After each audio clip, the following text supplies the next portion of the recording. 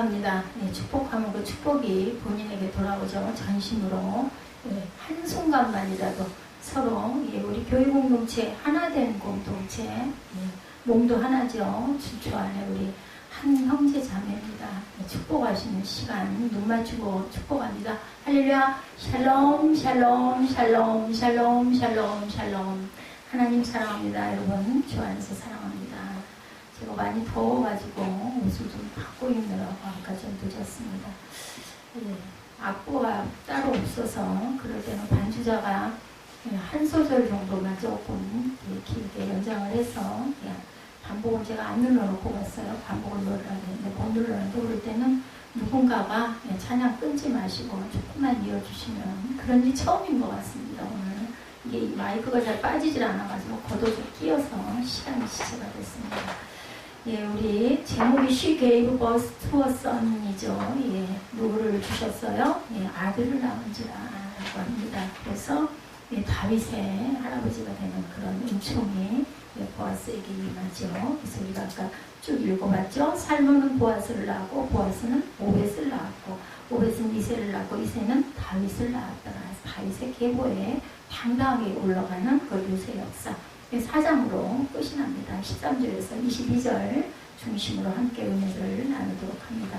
사람이 우리가 생애 살다 보면은 어제 그 윤정 목사님 아까 어려움 당했던 이야기 듣고 굉장히 제가 죄송했어요. 잘 제 몫을 정돈을 한다고 하고 다니는데 저는 까맣게 모르고 있었고 엄청 고생을 해서 이렇게 알지 못하는 생각지도 못했던 일들이 작은 일이지만 아주 나에게는 아주 진땀 빠지고 힘들고 화가 나기도 하고 하는 그런 일들이 수없이 일어납니다. 내 의지와는 또한 전혀 상관없이 어느 날 갑자기 뭐 그런 일들이 하늘 꺼지고 땅 꺼질 일은 아닌데 하늘이 꺼질 것 같고 땅이 꺼질 것 같고 앞이 캄캄한 그런 일들이 감당할 수 없는 그런 일들이 일어나고 내가 꼭 마치 절벽 꼭대기에 서 있는 것 같이 곧 떨어져 죽을 것 같은 그러한 절망감을 느낄 때도 많습니다. 불띠가 날아갈 때도 온 집안에 감당할 수 없는 환란들이 또한 닥칠 때도 있죠. 인생길에서 만나는 모든 고통과 고난은 그런데 지나간다 이런 이야기를 많이 하죠. 죽을 것 같은 순간도 사실은 지나갑니다. 모든 고난과 고통은 결국 지나갑니다. 비가 365일 계속해서 내리는 일이 없죠.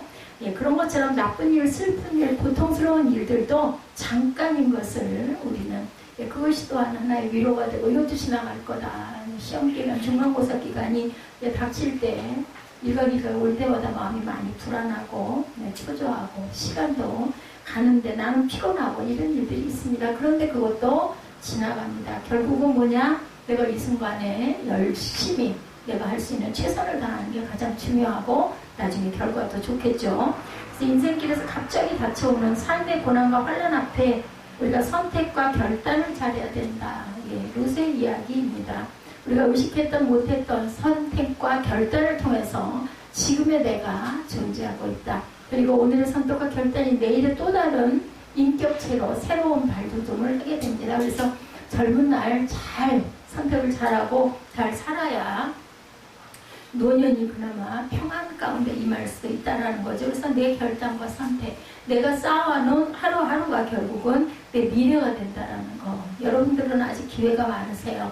그러니까 지금부터라도 오늘부터 이 순간부터라도 뭐 내일 하지 그러지 마시고 온전하게 잘 선택하시고 잘 결단하시고 최선의 최고의 삶을 사시기 바랍니다. 오늘 이 순간이 지나가고 나서 무슨 일이 일어날지 우리는 아무도 몰라서 잘 준비해야 되겠다. 제가 지난주에 말씀드렸나요? 우리 주중 예배에서 말씀드린 것 같아요. 우리가 잘 태어나기도 해야 되지만 돌아갈 때를 잘 준비할 줄 알고 잘 죽는 것처럼 귀한 복된 은총은 없다라는 거죠. 신앙이라는 것도 결국에는 선택과 결단의 능력이라는 것. 그죠? 중요한 것은 우리가 선택과 결단의 능력도 있고 자유도 있는데 어떤 기준을 가지고 선택하느냐가 굉장히 중요하다. 인생 한 생을 살면서 후회하지 않는 선택과 결단을 할 수 있는 기준을 갖는 것은 굉장히 중요하고 그리고 여러분들 내가 능력이 많지만 내가 젊지만 내가 할 수 있는 것들이 많지만 다 가능한 건 아니잖아요. 한계가 있죠. 여러분들 아마 느끼실 겁니다. 내 힘으로 안 되는 게 있어요. 아무리 애를 쓰고 열심을 내도 되지 않는 일들이 있습니다. 아주 열심히 잘 살았는데도 결과적으로 실패했네라는 생각을 할 때도 많습니다. 내 힘만으로 되지는 않기 때문에 창조주 하나님, 나보다 위대하신 눈에 보이지 않는, 우리는 눈에 보이는 것보다 눈에 보이지 않는 게 굉장히 중요한 것들이 너무나 많습니다. 여러분들도 인정하실 거예요. 그죠? 공기가 눈에 보이지 않습니다. 그렇지만 공기는 분명하게 있어요. 근데 우리가 잘 아는 거 있습니다. 사계절이 어쩌면 이렇게 어김없이 말복이 지나니까 서늘바람이 불고 가을이 되고 어쩌면 이렇게 절기가 잘 오느냐, 이런 거 눈에 보이니까 믿죠. 여름이 계속되리라는 생각을 하시는 분은 없습니다. 마찬가지입니다. 하나님의 말씀이 기준이 된 선택은 처음에는 정말 어리석은 것 같고 말도 안 되는 것 같고 하지만 정말 마지막은 내 나중은 창대하리라. 내게 축복이 되는 이야기들을 우리가 들을 때는 아우 좋죠, 아멘 합니다. 근데 고난과 어려움이 온다라는 말씀이 올 때는 아유 피하고 싶고 싫어요. 근데 그것들을 통해서 결실이 맺어지는 거, 여름에 뜨거운 태양이 있었기 때문에 가을에 따끈따끈한 우리 한낮에 덥습니다. 제가 아까 이 불빛이 너무 열기가 있어가지고 계속 서 있다 보니까 긴 옷이 감당이 안 되더라고요. 이런 것처럼 우리가 항상 따끈따끈한 뜨거움이 있어야 오곡백과들이 잘 익죠. 과일도 단맛이 납니다. 곡식도 익습니다. 이게 분명히 필요합니다. 룻기 1장에 나오미에게는 오르바와 룻이라는 며느리가 둘이 있었어요. 그죠? 나오미가 10년의 타향살이를 정리하고 이제 고향 베들레헴으로, 이 사람은 가나안 사람이었죠. 돌아가고자 할 때 처음에는 두 며느리도 시어머니를 따라 나섰어요. 그러나 시어머니 나오미는 권면합니다. 너희 고향으로 있지 그러니 모압으로 돌아가라. 나는 이제 내 고향으로 갈 것이다 라고 얘기를 했습니다. 그럴 때 오르바는 그냥 인사하고 울면서 자기 길로 갔지만 룻은 안 그러죠. 선택합니다. 나는 어머니를 따라갈 겁니다. 세상적인 기준으로 보았을 때 오르바의 선택이 옳게 보입니다. 아니 엄마도 계시고 자기 고향이고 낯익고 그죠? 문화도 같고 아니 말도 다를 거 아니에요. 그죠? 근데 뭐하러 베들레헴에를 시어머니 나이 먹고 늙고 돈도 없고 능력도 없고 자식도 없는 그런 사람 따라가봐야 아무런 희망이 없는데, 우리 세상적으로 보면은 아마 친구였다면은 아유 얘 너 여기 살아 우리 고향으로 돌아와 하지 않겠어요? 카톡을 지금처럼 했다면 말도 안 돼. 거기 가서 어쩌려고 그래. 굶어 죽어. 아마 이러지 않았겠어요? 오르바는 고향으로 돌아간 이후로 그의 인생에 대해서 성경이 기록된 부분이 한 구절도 나타나지 않습니다. 하지만 룻의 삶은 아까 그 오정민 목사님 말씀 맞다나 절묘하게, 저는 사무엘상 사이는 생각이 나서 사사기와 사무엘상 그 사이에 룻기 4장짜리 하나가 다 끼어 있어요. 그 역사서가 쭉 나타나는 열왕기상하, 사무엘상하 이 사이에 이 룻기라는 거 정말 이상한 성경, 쬐끄만 성경, 별로 그렇게 뭐 왕실의 얘기나 유명한 사람들의 얘기가 아닌 이 얘기가 왜 끼어 있겠느냐는 거죠. 다윗의 할아버지가 되기 때문에 중요한 인물이기 때문에 사회장에 끼어졌다. 거기에 조상이 됩니다. 엄마가 어머니가 되죠. 그래서 성경에 대대년년 우리 그 천지가 다 깨지고 무너져도 성경은 살아있죠. 그때까지 영원히 기록되는 인물이 됩니다. 룻기 4장 1절에 등장하는 이름을 알 수 없는 유력한 친족과 보아스가 나타나죠. 우리 1절 볼까요? 보아스가 성문으로 올라가 거기 앉아있더니 마침 보아스가 말하던 기업물을 자가 지나가는지라 보아스가 그에게 이르되 아무개여 이리로 와서 앉으라 하니 그가 와서 앉으며, 이렇게 해서 보아스가 나타납니다. 이름을 알 수 없는 친족은 자신의 기업에 손해가 있을까요? 자신에게 찾아온 기회를 포기합니다. 사무엘 이쪽으로 안 보이게 좀 돌아와서 이 휴대폰 소리 좀 바꿔놓으세요. 제 거에서 자꾸 카톡 소리가 나는 것 같습니다. 그리고 하나님께서도 그의 이름을 날려버립니다. 성경에는 그의 이름이 무엇인지에 대해서 철저하게 침묵합니다. 반면에 보아스는 자신이 감당해야 할 책임이 무엇인지를 알고 그 기회를 붙잡죠. 그리고 하나님께서도 그의 인생을 붙잡아 주십니다. 기업물자가 보아스 말고 더 가까운 친족이 있었어요. 근데 그는 돈을 내야 되거든요. 옛날에는 지참금이 따르기 때문에 그게 싫어가지고 롯을 자기가 감당하지는 않습니다. 그 바람에 그만 친족에 대해서 물러나죠. 그들은 모든 약속의 서열에서 우선권을 가지고 있는 사람들, 순서대로 기업 물을 자가 돼야 됐어요. 그때의 제도가 그렇죠. 먼저 된 자들이에요. 그러나 그들은 선택을 잘못함으로 먼저 된 자가 누리게 될 축복의 기회를 잃어버렸다. 물질이 아까웠던 거죠. 그 룻을 데려오고 싶은 마음이 없었어요. 성경에 먼저 된 자로 나중되고 나중된 자로 먼저 될 자가 많으리라. 예수님이 이런 말씀을 하셨어요. 사랑하는 저와 여러분들은 인생에서 경험하게 되는 모든 고난과 고통을 이기고 가야 된다. 현재의 고난이 내일의 꿈을 포기하게 만들어서는 안 됩니다. 영광과 고난은 항상 따라옵니다. 그래서 우리 그 영어 수고처럼 되어 있죠. No cross, no crown. 고난이 없이는 영광을 우리가 걸머쥘 수가 없다. 지금의 고난을 하나님의 은혜로 뒤집어만 놓으면 기적이 일어납니다. 평생을 끊임없는 고난과 어려움을 당해야 했던 다윗의 고백. 여러분들 너무 잘 아시죠? 시편의 거의 반 가까운 분량을 고백합니다. 시편 30편 5절입니다. 그의 노염은 잠깐이고 그의 은총은 평생이로다. 저녁에는 울음이 깃들지라도 아침에는 기쁨이 오리로다. 주보고 참조하시기 바랍니다. 마지막 장면이 슬프거나 험한 여운을 남기는 영화 보면 여러분들 어떠세요? 저는 어떤 경우에는 뭐 긴 이야기도 있고 짧은 이야기도 있어요. 근데 앞이 너무 막 아주 좋은 나쁜 그런 음모에 막 그냥 이런 것들이 많이 일어나면 보고 싶지가 않아요. 그래가지고 저는 맨 끝을 잠깐 봅니다. 보고는 그 끝이 이게 팬딩으로 끝나면 제가 그냥 건너 뛰면서 조금씩 보지만 안 그런 경우에는 안 봐버려요. 그냥 마음이 너무나 무겁고 안타깝고 보고 싶지가 않더라고요. 영화는 끝나고도 계속해서 쓰라진 심정이 가슴 한구 속에 남아있는 그러한 것들은 저는 보질 않습니다. 오늘 보면 룻기는 마지막이 아주 해피엔딩이에요. 그저 너무 기쁜 이야기입니다. 우리가 지금까지 룻기를 살펴보았듯이 시작은 그렇지 않았어요. 절망이었어요. 소망이 전혀 없었어요. 뭐 어떻게 할 방법이 없어. 굶어 죽기 딱 알맞은 상태. 남자가 없으니까 그 시대는 남자가 있어야 되는데 1장에서 가장 중요한 단어는 마라. 마라라는 건 여러분들 아시죠? 마라의 쓴물 아마 기억나실 거예요. 창세기에 보면 나타나죠? 광야를 걸어갔는데 물이 없어서 목말라 죽을 것 같아. 뼈뼈 아래서 이제 3일 4일을 그렇게 막 계속 걸어가니까 그랬을 때 물을 달라고 했는데 물이 보였는데 그거 먹고는 배탈이 나서 다 뒤집어지죠. 그랬을 때 거기에 나뭇가지 하나를 던져라. 모세에게 하나님께서 알려주셔가지고 그 나뭇가지를 던졌더니 마라의 쓴물이 단물이 되었다. 그래서 마라라는 이야기 아마 여러분 들었을 때 뜻이 고통이에요. 고통, 쓴물. 쓴 거 근데 그냥 우리가 생각할 때 뭐 쓴물 조금 먹었들 그래도 목이 말랐는데 먹으면 좋지. 근데 그걸 먹었다가는 죽어요. 결국은 그죠? 배탈이 일어나가지고 배가 뒤틀려서 죽는 그러한 물이었습니다.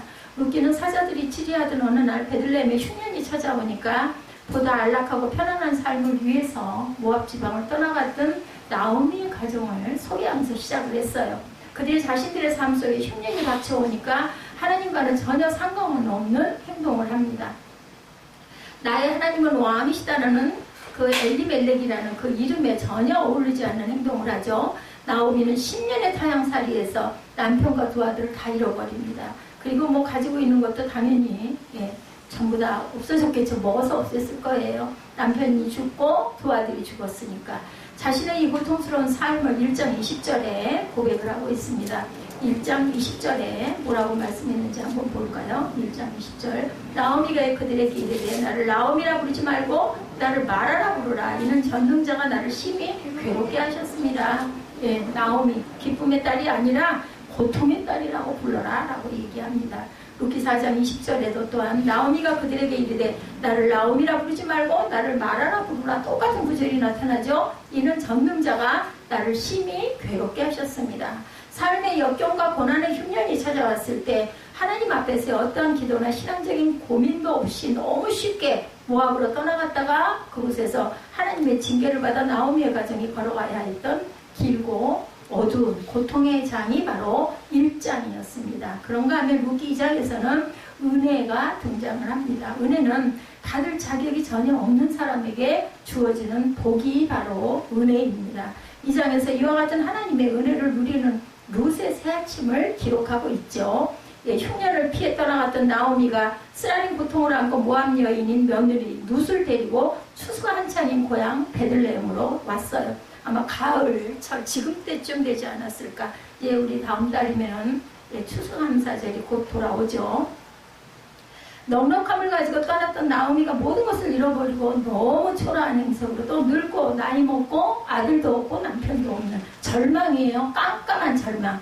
예, 돌아왔지만 이들에게는 앞으로 살아갈 생존의 수단이 아무것도 없었습니다. 그런데 2장 1절은 절망적인 삶의 상황에 처한 그들에게 유력한 구속자가 등장을 하죠. 2장 2절에 모압 여인 룻이 나오미에게 이르되 원하건대 내가 밭으로 가서 내가 누구에게 은혜를 입으면 그를 따라서 이삭을 주겠나이다 하니 나오미가 그에게 이르되 내 따라 갈지어다. 네, 이렇게 나타납니다. 여기에 누군가로부터 은혜가 없으면 살아갈 수가 없는, 그래서 은혜 있기를 간절히 소망하는 두 여인의 절실한 모습을 우리가 볼 수가 있습니다. 계속되는 이 장의 내용을 읽다 보면 하나님께서는 하나님의 집 베들레헴으로 돌아온 룻이라는 여인의 운명을 전환시키기 위해서 개입을 하십니다. 근데 이 여인의 운명이만 개입을 했을까요? 우리의 삶 속에도 하나님께서는 지금도 여러분들이 느끼시지를 못해서 그렇지 전환을 개입하고 계시다는 것을 이해하시기 바랍니다. 룻의 발걸음을 보아스의 밭으로 이르게 하셨죠? 아침에 제가 그 일부 예배 전에 8시부터 8시 한 4, 50분까지 다른 교회 목사님들 설교를 하나씩 뭐 이런 거 저런 거 하면서 앉아서 정식으로 듣지는 못하지만 듣고 묵상을 합니다. 마침내라는 이야기를 중점으로 아주 굉장히 강조해서 말씀. 우연히 마침내. 근데 여러분들 우연히 세 번 겹치면 뭐라고요? 뭐 필연이 된다고 하죠. 근데 우연이란 저는 없다고 생각합니다. 하나님의 방법 속에, 하나님의 계획 속에 진행이 되는 것을 사람들은 알기도 하고 모르기도 하고, 대개는 모르죠. 근데 기도하고 하나님과 가까이 있다 보면 그것을 깨달아 알게 되죠. 룻의 발걸음은 우연히 갔고, 보아스는 또한 베들레헴에 마침내 예루살렘에서 돌아오는 그런 이야기, 마침내 돌아왔다라고 2장은 시작을 합니다. 은혜 있기를 원하는 룻의 모습으로 시작된 2장의 주제는 그래서 은혜의 장이다. 1장은 고통의 장이다. 3장에서는 중요한 단어 안식이 시작이 되죠. 3장 1절에 나오미가 며느리 룻이 안식할 수 있는 것을 구하기를 바라는 소망에서 시작하죠. 3장 1절 우리 한번 볼까요? 뭐라고 말씀하나? 룻의 시어머니 나오미가 그에게 이르되 내 딸아 내가 너를 위하여 안식할 수를 구하여 너를 복되게 하여 하지 않겠느냐, 이렇게 말씀합니다. 하나님으로부터 은혜를 입은 룻은 드디어 안식에 대한 여명을 빛을 바라보기 시작을 하죠. 룻의 인생의 장에 드디어 쉼이 찾아오기 시작합니다. 여러분, 안식처럼 좋은 건 없어요. 그래서 항상 아침에 일어나실 때 거창하게 세수하고 옷정제하고 그렇게 기도하려고 그러다 보면 기도할 시간도 틈도 놓쳐요. 그냥 누운 자리에서라도 잠깐이라도 오늘 하루도 평안하게 하나님 지키시고 붙드시고 인도하여 주옵소서 하고 기도하시기 바랍니다. 그래서 3장은 안식의 장입니다. 1장은 고통의 장, 2장은 은혜의 장, 3장은 안식의 장이죠. 우리가 마지막으로 살펴보게 될 4장의 중요한 단어는 찬송입니다. 하나님께 경배죠. 본문 14절의 말씀을 우리 함께 읽어보죠.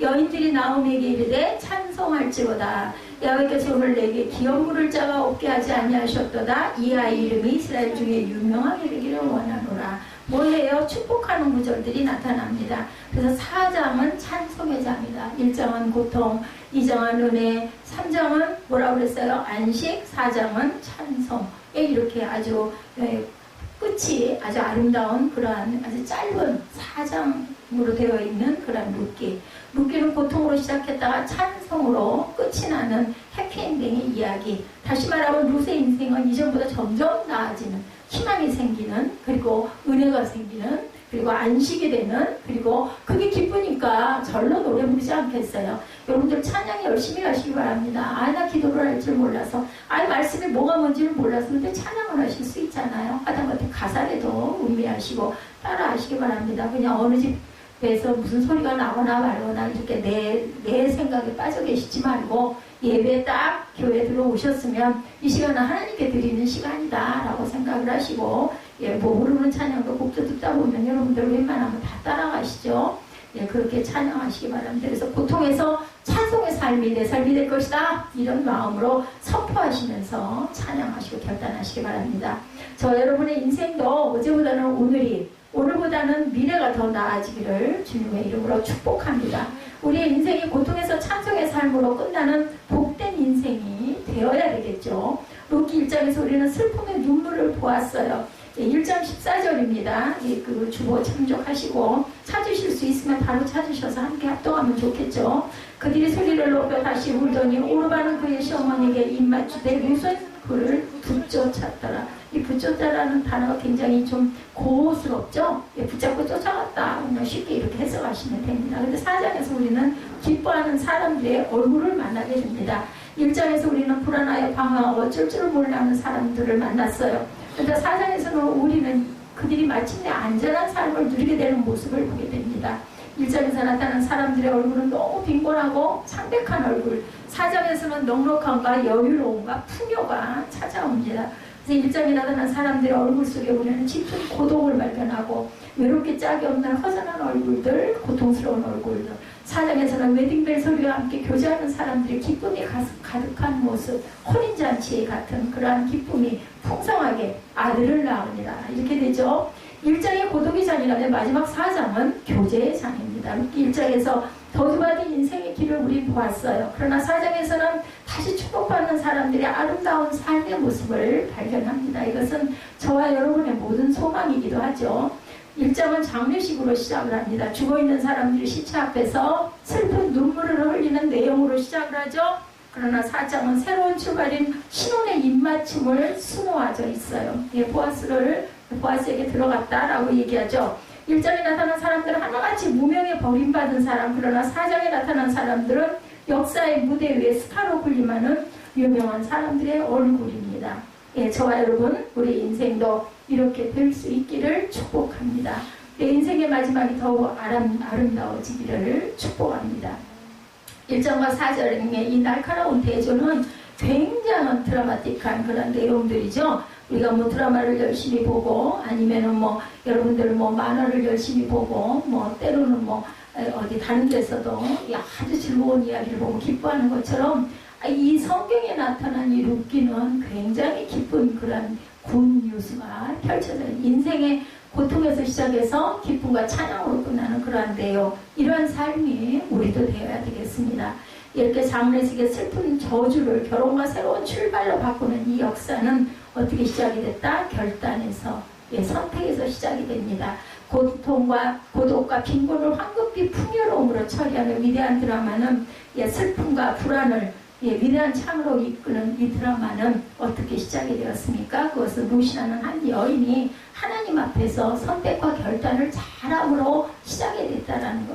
이 사람들이 보기에는 어떤 어리석어 보이는 말도 안 되는 바보야, 왜 지 엄마한테 안 가? 거기를 그 노인 따라가서 뭐 하자고? 굶어 죽으려고? 이러한 비난을 받을 법한 그런 결단이 사실은 하나님의 은혜 안에서 이렇게 기가 막히는 좀 룻하면 모르는 사람이 없죠. 게다가 성경의 제목이 됐어요. 룻기, 그죠? 그 여인의 이름이 성경의 제목이 됩니다. 물론 사무엘 상하도 그렇죠.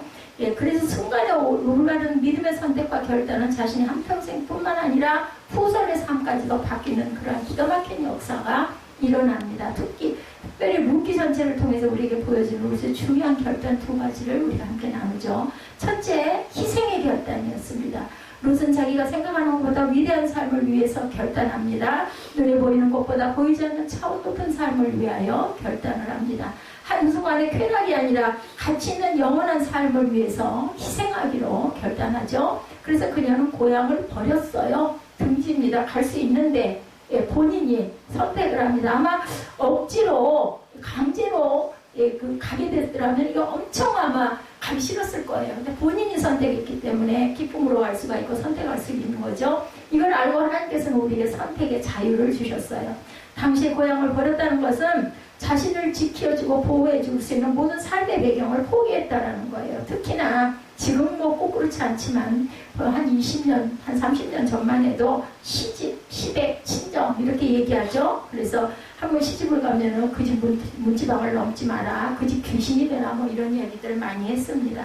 친정은 그만큼 편하고 이제 돌아갈 수 어떻게 보면은 돌아갈 수가 없는 그러한 집과 같은 그곳을 사모하죠. 너무나 가고 싶죠. 왜냐하면 부모가 있고 그리고 내 가족이 있기 때문에 너무나 시간 그런 그 아녀자들은 너무나 친정을 가면은 뭐 가면은 그냥 뉘어놓고 움직이지도 못하게 하고 그래서 신부들이 굉장히 그런 거를 싫어했다라는 이야기를 제가 들은 적이 있습니다. 그냥 모압에 남았다라면 나이도 젊었기 때문에 어쩌면 재산도 있고 멋있는 남자를 만날 수도 있을 텐데 새로운 가정을 이룰 수 있는 확률도 있는데 친정에 돌아갔더라면 포기하죠. 그렇기 때문에 룻은 편안함을 포기했다. 그래서 희생의 결단을 했다라는 겁니다. 모압을 떠나 베들레헴으로 가는 길이 그렇게 편안한 길은 당연히 아니었을 겁니다.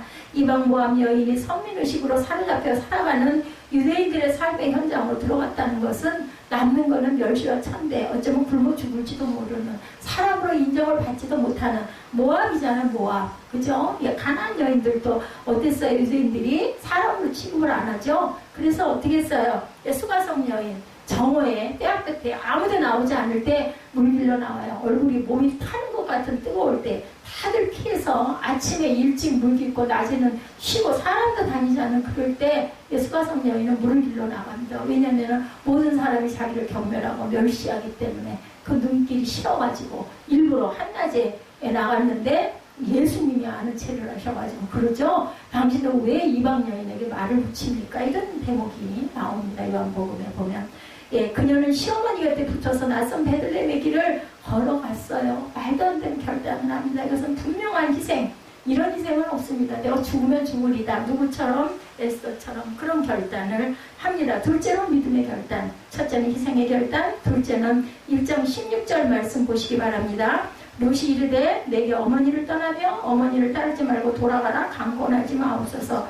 어머니께서 가시는 곳에 나도 가고 어머니께서 머무시는 곳에 나도 머물겠나이다. 어머니의 백성이 나의 백성이 되고 어머니의 하나님이 나의 하나님이 되시리니. 이렇게 결단을 했어요.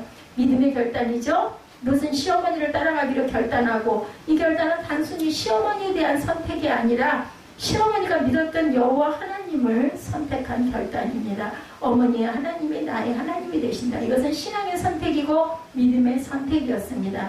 루키 2장 12절 말씀을 보면 여기에는 보아스의 입술을 빌어서 룻이 어떤 선택을 했는지를 증명해 주겠습니다. 2장 12절 볼까요?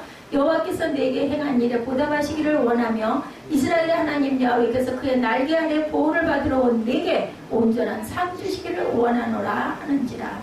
룻은 이스라엘의 하나님 야훼를 향하여 그분의 날개 아래 보호받기 위해서 온 겁니다. 오늘 기도 말씀들에 보니까 시편 말씀 주님은 하나님은 나의 요새시오 나를 건지시는 이시오 나의 하나님이시오 내가 그 안에 피할 나의 바위시오 나의 방패시오 나의 뿌리시다. 왜? 보호받기를 원해. 게다가 산성이시로다 했습니다.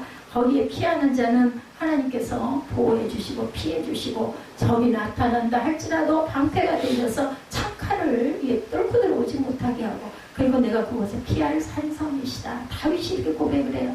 다윗은요 그 사람의 인생 10년 이상을 도망을 다니면서 이런 시편들을 위대한 시편들을 썼어요. 왜? 하나님만이 나를 보호할 수 있다. 누구도 나를 지켜줄 수가 없기 때문에 아주 간절한 심정으로 시편이 탄생이 됩니다. 그래서 거의 반 가까운 시가 전부 다 다윗의 시예요. 150편 시 중에서. 하나님에 대한 믿음의 선택, 다윗도 마찬가지로 이 결단을 했죠. 이스라엘 하나님 여호와께서 그 자신의 삶을 의탁하는 믿음의 결단을 룻도 따라합니다. 희생과 믿음의 두 가지 결단이 룻을 축복되게 했어요. 우리 결론을 알죠. 근데 그때 결단했을 때는 얼마나 한편으로는 정말 죽으면 죽지 내가 이제는 희망도 없고 어차피 이렇게 된 거 나는 내가 모시던 10년 동안 모시던 여호와 하나님 난 따라갈 거야 이 결단을 했다는 겁니다. 은혜를 받은 거죠. 이스라엘의 하나님 야훼께서 그 자신의 삶을 의탁하는 믿음의 결단 희생과 믿음의 두 가지 결단이 룻을 축복된 여인으로 만듭니다. 개인적으로 자신이 축복을 받았고 남에게 축복을 끼치는 존재가 되죠. 그런가 하면 그의 가문이 그로 인해 또한 복을 받습니다. 누가 요셉이 가는 곳에 그 가정이 복을 받았더라. 그죠? 보아스가 있을 때 보아스에게 복이 끼쳐지고 그리고 요셉이 갔을 때 보디발 장군의 그 가정까지도 복을 가는데 땅 밟는데 누가 그랬어요? 또 아브라함이 가는 곳마다 그곳이 복을 받은 복의 근원이 되었다. 사람 자체가 복덩어리가 돼요. 가는 데마다 발 딛는 데마다 복이 따라다닙니다. 우리가 하나님으로부터 복을 받는다는 것은 정말로 아름다운 일이죠. 우리 모두가 하나님으로부터 주시는 만복을 받아 누리시기를 축복합니다. 한 걸음 더 나아가 내가 남에게 복을 끼치면서 한다는 사실처럼 아름다운 일은 없어요. 그래서 너무 기쁘지 않아요? 누군가에 내가 뭔가를 베풀 수 있다는 거. 내가 받는 것보다는요, 받는 사람은요, 받으면서 너무 좋지만 너무 미안하죠. 마음에 부담이 있습니다. 다들 그럴 겁니다. 근데 주는 사람은 아유 주면서 기뻐요. 주는 게 하나도 아깝지가 않습니다. 그게 은혜죠. 주고 나면 더 많이 생긴다는 거, 법칙을 알기 때문이죠. 모든 하나님의 백성들을 향한 하나님의 기대 가운데 하나는 우리 모두가 하나님의 복을 받고 그 복을 다른 사람들에게 나누어주는 복의 근원이 된다는 거. 이렇게 자꾸 그 나눠주는 사람들 옆에는 또 사람들이 엄청 많아요. 너무 좋아하죠. 안 그러겠습니까? 내가 필요한 거를 내가 원하지도 않고 한테 자꾸 주니까 너무 미안한데 주면서 그 사람 너무너무 기뻐하고 그러다 보니까 사람은 점점 생겨 신임해주고 그죠? 따뜻한 눈길들이 되어줍니다. 복의 통로가 된다라는 거 굉장히 축복된 주는 자가 기쁜 거야 받는 자보다. 그죠? 이것은 문자 그대로 복을 받았어요. 그 복을 이웃에게 끼치는 존재가 됩니다. 저와 여러분도 그런 사람들이 되시기를 축복합니다. 룻이 개인적으로 받은 축복을 헤아려 보면 남편을 얻었죠? 자식을 얻습니다. 아들을 낳았어요. 재물을 얻었습니다. 나아가 예수 그리스도의 족보에 들어갑니다. 그런가 하면 영원한 하늘나라를 또 얻었어요. 이건 뭐 뭘로도 살 수도 없는, 비교할 수도 없는 무엇보다도 귀하죠. 그리고 룻이 다른 사람에게 끼친 복을 헤아려 보면 첫째로 룻은 나오미에게 복된 존재가 되었습니다. 예, 룻이 축복을 받은 것은 왜 그래요? 나오미가 하나님을 잘 섬겼기 때문이 아닐까. 우리 아까 목사님 설교에서 나오미가 엄청 축복한 룻이 축복을 받았다라고 얘기하는데 저는 그거보다는 룻을 통해서 나오미를 지켜주시는 하나님의 긍휼의 마음을 봅니다. 그렇게 열심히 하나님을 섬겼기 때문에 딸 룻이 그것을 보고 시어머니를 쫓아왔고 그 부분을 하나님께서는 절대로 잊지 않으시고 룻을 통해서 나오미의 인생 노후를 복되게 해주시는 하나님의 은혜를 저는 느꼈습니다. 룻의 영광은 또한 시어머니의 영광이죠. 그죠? 4장 14절에 보면 마을 여인들이 나오미에게 말하죠. 네, 찬송할지로다. 야 여기서는 내게 기업 물자가 없게 하지 아니하셨다다. 이는 내 생명의 회복자이며 내 노년의 봉양자라. 곧 너를 사랑하며 일곱 아들보다 귀한 내 며느리가 나온 자로다. 룻이 그냥 무시했겠느냐는 거죠. 나오미의 믿음이 있었고 나오미의 사랑이 있었고 나오미의 인도가 있었기 때문에 그것을 따랐던 룻이 복을 받고 그리고 다윗의 계보에 오르고 다윗이 그 다음에는 예수 그리스도의 계보가 되죠. 이스라엘 사람들 지상에서 누릴 수 있는 최고의 축복을 일곱 아들이라 일곱 수를 굉장히 좋아했어요. 그 애굽은 뭐라고요? 무슨 수가 완전수? 5자를 굉장히 귀하게 여겼다 했죠. 근데 이 이스라엘 사람들은 7자, 3자 완전수로 여깁니다. 사람들이 룻을 두고 일곱 아들보다 귀한 며느리라고 일컫죠. 나오미에게 있어서 최고의 축복은 룻이었다라는 이야기가 됩니다. 이렇게 룻은 나오미에게 복된 존재, 일곱 아들과 같은 존재가 됩니다. 둘째로 룻은 새로운 남편 보아스에게 또한 복된 존재가 됐어요. 보아스는 룻으로 인하여 메시아의 족보를 잇는 위대한 아들을 얻습니다. 그리고 보아스라는 이름 자체가 유명해지죠. 4장 1절에 보면 보아스보다 더 유력한 사람이 있었다라고 나오죠. 그러나 그는 자신의 재산이 충나는 것이 싫어서 룻을 선택할 수 있는 기회를 무시합니다.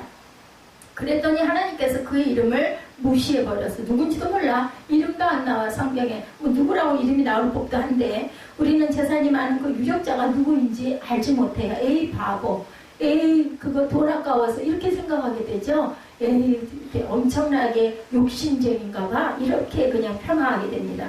룻을 선택했던 보아스라는 이름은 아주 어떻게 했나 아주 키다리 아저씨가 돼가지고 다 등장하죠. 우리 뭐 드라마 같은 데 보면 막 얼마나 멋져요. 그죠? 그런 인물.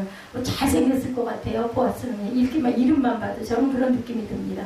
한마디로 보아스는 아내 때문에 유명해진 인물. 성경에 보면 아내 때문에 유명해진 사람이 많습니다. 한나라는 여인, 사무엘상 1장에 보면 엘가나라는 사람이 소개가 되죠. 그러나 성경은 엘가나를 소개하기 위해서가 아니라 한나라는 한 믿음의 여인을 소개하기 위해서 그녀의 남편 엘가나를 소개합니다. 어쩌면 한나라는 믿음의 여인이 없었더라면 엘가나라는 이 사람의 이름은 성경에 기록되지 않았을 거예요. 예, 그러고 보면 엘가나는 믿음의 아내 때문에 어떻게 보면은 아주 출세한 케이스. 신약 성경에도 아내 때문에 유명해진 사람 아굴라라는 사람입니다. 아굴라라는 사람은 소아시아 북쪽의 본도라는 시골의 천민 출신이었어요. 그가 어쩌다 로마에 와서 로마의 명문가 출신인 브리스가를 만나서 가정을 이루게 되죠. 이들이 로마에서 추방을 당해 고린도로 와서 바울을 만나 기독교로 신앙을 갖게 되고 그 이후로 평생을 바울의 동역자가 되어서 바울과 함께 사역을 합니다. 근데 성경에 보면 사도 바울이 자신의 동역자를 소개할 때 고린도 전서를 제외한 다른 서신에서 언제나 브리스가와 아굴라라고 부인 브리스가의 이름을 먼저 소개합니다. 이름이 참 특별하다. 브리스가는 이거 약자예요. 브리스길라가 원어 원칙적인 이름입니다. 아굴라도 이름이 참 특별하지 않습니까? 제가 나가던 교회 목사님처럼 브리스길라라고 얘기했고, 그 바울을 아굴라라고 청했어요. 브리스길라가 나이가 훨씬 남편보다 많았다고 합니다. 부인 브리스가로 인해서 남편 아굴라가 빛을 보게 되고 믿음으로 인도가 되죠. 부인들의 역할과 책임이 막중하다는 것을 우리가 성경에서도 여러 곳에서 알게 됩니다. 최소한 룻기를 통해서 볼 수 있는 룻이라는 여인은 남편에게 복된 존재로의 삶을 살아갑니다. 셋째로 룻은 자기의 삶의 현장인 베들레헴의 복된 존재가 됩니다. 베들레헴은 떡집이죠. 베들레헴은 모든 사람들이 알려져 있고 많은 사람들이 찾는 유명한 땅. 지금도 베들레헴 하면은 예수 그리스도가 생각이 납니다. 역사를 거슬러 올라가면 이 시점에서 베들레헴은 여전히 알려지지 않는 아주 시골 조그만한 마을이었어요. 근데 그때부터 베들레헴이 유명해지기 시작했다. 누구 때부터? 룻 때부터, 나오미 때부터. 베들레헴은 예수 그리스도를 빼면 하나도 유명할 것이 없는, 거기를 가본 사람들이 다들 이런데요. 성지로 가보면은 시골 마을 그냥 평범한. 그런데 미가 5장 2절에 보면 베들레헴에 대해 이렇게 말합니다. 다 같이 읽어보죠. 미가서 5장 2절 올라와 있으니까 베들레헴 에브라다야, 너는 유다 족속 중에 작을지라도 이스라엘을 다스릴 자가 내게서 내게로 나올 것이라. 그의 근본은 상고에 영원히 있느니라. 이렇게 말합니다. 당시 베들레헴은 유다 족속 중에 가장 작은 마을이었다. 그런데 룻은 자기가 살고 있는 이 동네를 유명하게 만들기 시작했다. 한 사람의 헌신된 삶을, 그의 삶의 터전인 사회의 영광을 안겨줄 수 있었던 것. 한 사람의 헌신과 희생은 공동체를 일으켜 세운다라는 겁니다. 이름 없는 작은 믿음의 공동체가 유명하게 되고 일어서게 된 것은 룻과 같은 믿음의 희생이 필요하기 때문이라는 거죠. 미가서 5장 2절입니다. 혹시 못 찾으셔서 찾고 계시는 분들, 미가서 여기 안 올라와 있나요? 빠졌나요? 넷째로 룻은 이스라엘 민족에게 복된 존재가 되었다. 본문 11절 말씀에 성문에 있는 모든 백성과 장로들이 이르되 우리가 증인이 되나니 야훼께서 내 집에 들어가는 여인으로 이스라엘의 집을 세운 라헬과 레아 두 사람과 같게 하시고 내가 에브라데서 유력하고 베들레헴에서 유명하게 하시기를 원한다. 나의 희생과 헌신으로 내가 서 있는 믿음의 공동체가 하나 되고 부흥의 불쏘시개가 되므로 우리 모두가 하나님과 사람 앞에 복된 존재가 될 수 있기를 축복합니다. 룻은 이스라엘 민족에게 복된 존재가 되었다. 11절 말씀 제가 읽어드렸죠. 이스라엘 민족이 결정적으로 형성되는 12지파의 기호는 야곱의 12아들들이죠. 창세기에 나오죠. 그리고 이 12아들은 직접적으로 간접적으로 모두가 라헬과 레아 두 여인을 통해서 시녀들을 통해서든 어찌됐든 두 여인을 통해서 12아들이 태어나죠. 근데 우리는 이방 여인 룻이 드디어 하나님의 선민인 이스라엘 민족사에 남기게 되는 굵은 발자취를 또한 긋는 걸 봅니다. 룻은 이스라엘 민족에게도 축복이 될 수 있는 존재였다. 다섯째로 룻은 온 세상에 축복된 존재가 된다. 이 여인의 빛을 타고 오신 예수 그리스도시죠. 그래서 이 사건이 일어난 후로 1300년 후에 베들레헴이라는 같은 장소에서 온 세상의 구주가 되시는 그리스도가 탄생합니다. 룻기에 전제되고 있는 사건은 한 여인의 남편을 사별하고 재혼하는 그냥 일상적인 그러한 이야기죠. 평범한 사건. 근데 여기서 하나님의 일상적인 사건의 구례를 통해서 역사를 움직이신다는 것을, 그 위대한 섭리를 우리가 배울 수 있어야 합니다. 그래서 시작은 그냥 일어날 수 있는 그런 그냥 미미한 일이었는데 나중에 창대하게 된다. 별로 중요하지 않은 사건이라고 가볍게 넘길 수도 있는 일이었습니다. 지극히 일상적인 삶 속에 하나님의 위대한 뜻을 성취할 수 있다는 사실. 하나님께서는 약한 자를 들어서 강한 자를 만드십니다. 그래서 제자들도 예수님도 아주 그냥 그죠? 정말 보잘것없는 사람들 하나씩 불러가지고 제자를 삼으시고 양육을 합니다. 제가 이럴 때도 말씀드렸지만 훈련은 반드시 필요하다는 거. 여러분들 예배로 훈련 받으셔야 합니다. 훈련이 돼줘야 돼요. 그래서 그래야 어딜 가서 앉아 있어도 2시간을 잘 보낼 수 있습니다. 이거 필요합니다. 이런 것으로 하나님을 아버지로 고백하고 믿음의 생활하는 모든 사람에게는 놀라움을 이룰 수도 있겠구나. 나도 내 평범한 일상 속에 하나님이 어떻게 개입하시는지를 내가 느끼고 살아야 되겠다. 이런 마음을 품어보시기 바랍니다. 내 삶을 이끄시고 내 중심을 만지시고 다가오신 하나님의 선하신 섭리 앞에 우리는 마땅히 놀라워해야 합니다. 이 일상이 여러분들 저는 느낍니다. 신비예요. 신비. 오늘 하루가 과연 어떨지, 지난밤에 내가 잠을 못 잤는데 오늘은 내가 잘 잘 수 있을지, 오늘도 또 내가 이렇게 힘이 들지. 근데 우리 마음 안에 항상 주님을 모시고 주님의 말씀을 묵상하시고 아니면 찬양을 열심히 잘 들으시고 어디를 다니실 때도 그러다 보면 내 마음의 평강이 옵니다. 내가 직접적으로 눈 감고 계속 기도하고 이러지 못한다라도 저는 기도를 어떻게 생각하냐면 내 마음에 품는 마음이 바로 기도다. 저는 그렇게 생각을 합니다. 예, 그래서 미움, 다툼, 시기, 분노, 원망, 불신 이런 것들을 자꾸 비워야 돼요. 예. 그 부정적인 모든 것들 다 비우고 하나님의 말씀을 나 말씀이 잘 기억이 안 나면 찬양의 가사를 해도 자꾸 채우시기 바랍니다. 신앙생활에서 이 놀라움이 없다면 우리의 신앙은 형식적인 신앙으로 전락하게 됩니다. 그냥 예배 얼른 뚝딱 빨리 끝나라. 아이고 주일날이니까 어쩔 수 없지. 이런 마음을 가지시면 은혜가 임할 수가 없죠. 이 놀라움이 있을 때 우리는 겸손함으로 하나님 앞에 경외하는 마음을 가지고 나아가 설 수가 있다는 것, 하나님을 더욱 신뢰할 수가 있게 된다는 것. 그럴 때 우리는 우리를 구원하신 하나님의 은혜에 감사하고 묵기 마지막 나왔던 모습이 뭐라고요? 찬양과 경배를 하는 게 될 수가 있다. 묵기는 족보로 끝이 나요. 그죠? 그럼 묵기의 마지막에 붙어있는 이 족보의 의미는 도대체 뭘까? 18절에서 22절까지 우리 4장 18절에서 22절 우리가 함께 합독해 보도록 합니다. 4장 18절에서 22절 말씀입니다. 예, 계보로 끝이 나죠? 베레스의 계보는 이러하니라. 베레스는 헤스론을 낳고 헤스론은 람을 낳고 람은 암미나답을 낳고 암미나답은 나손을 낳고 나손은 살몬을 낳고 살몬은 보아스를 낳고 보아스는 오벳을 낳고 오벳은 이세를 낳고 이세는 다윗을 낳았더라. 이렇게 족보가 끝이 나죠. 예, 이 족보의 시작인 인물이 베레스, 유다가 자신의 며느리인 다말로부터 나온 불륜의 아들이에요. 온전한 아들이 하나도 없어요. 예수님의 계보에 보면은. 예, 그런데 구세주의 족보가 거기서부터 시작이 됐다라는 것.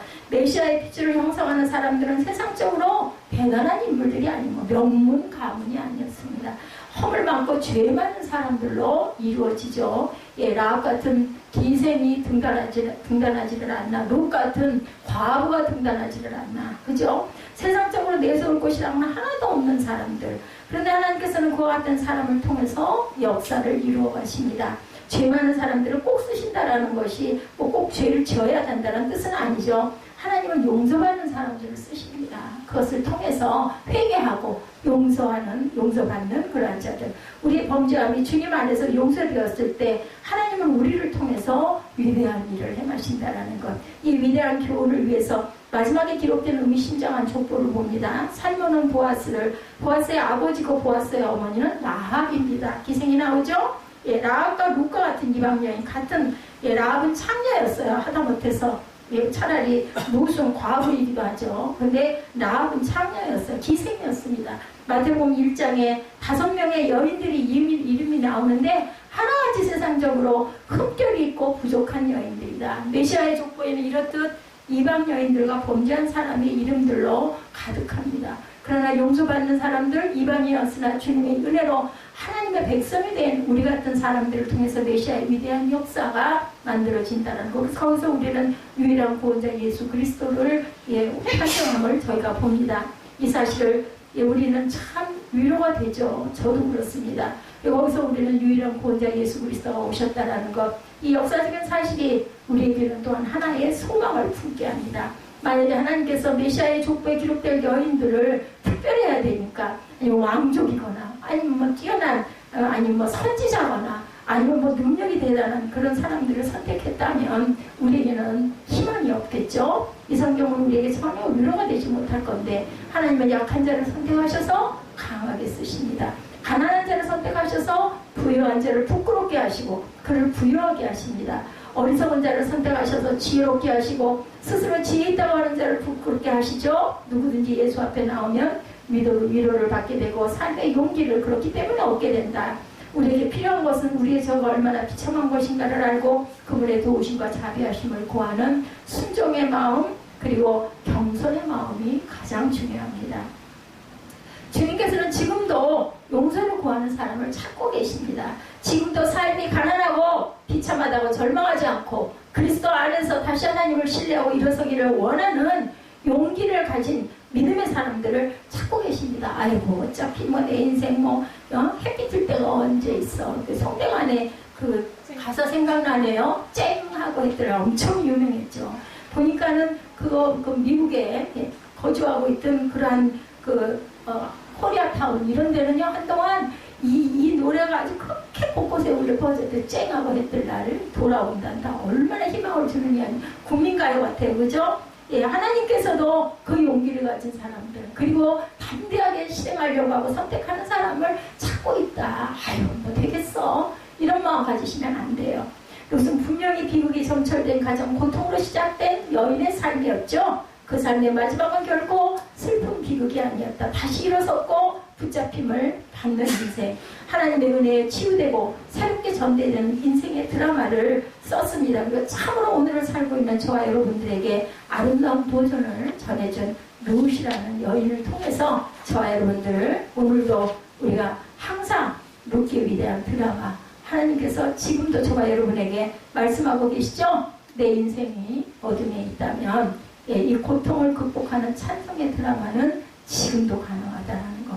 저와 여러분이 하나님을 향하여 바른 선택과 결단 속에서 인생을 살아간다면 처음보다 마지막에 아름다운 삶을 주신다는 것을 잊지 마시고 루키를 통해서 저와 여러분들에게 주시는 하나님 귀한 메시지를 그 은총을 마음에 기억하시는 저와 여러분 되시기를 주님의 이름으로 축복합니다. 우리 결단 찬양하시고 기도하는 시간 갖도록 하죠.